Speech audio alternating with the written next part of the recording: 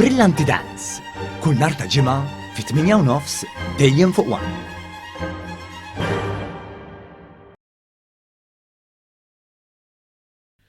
Jeffrey Attar ta' 49 sena mill-Iklin ammetta l-akkużi ta' frodi u miżappropriazzjoni ta' fondi li tlaħħaq 92,000 euro.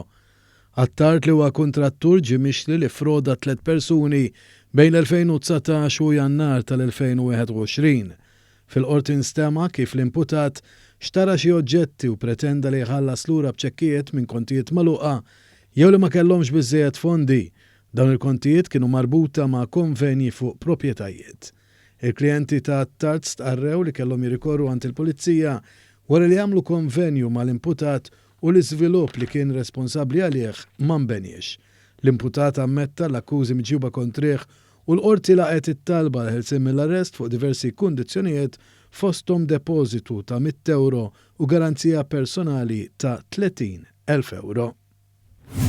Raġel ta' 39 sena minn Ħażebbuġ inżamm arrestat wara li allegatament għeddet li se jitfalaċtu fuq l-eks mara tiegħu wara li din akkużatu li kellu affari mas-segretarja tiegħu.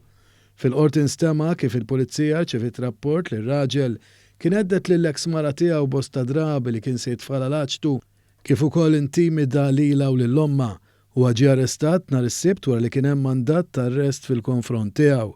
Waqt l-interrogazzjoni u ammetta mal-pulizija dwar uħud mill-messaġġi li allegatament bat iżda stqar li kienu ntbagħtu fid-dadija tal-mument fil-waqt li qal li qatt ma refa' jdeh fuq l-allegata vittma.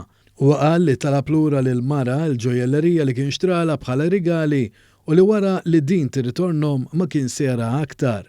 It-talba l-ħelsiem mill-arrest tiegħu ma ntlaqitx mill-qorti li ma kienx konvinta li l-akkużat se jobdi l-kundizzjonijiet imposti fuqu.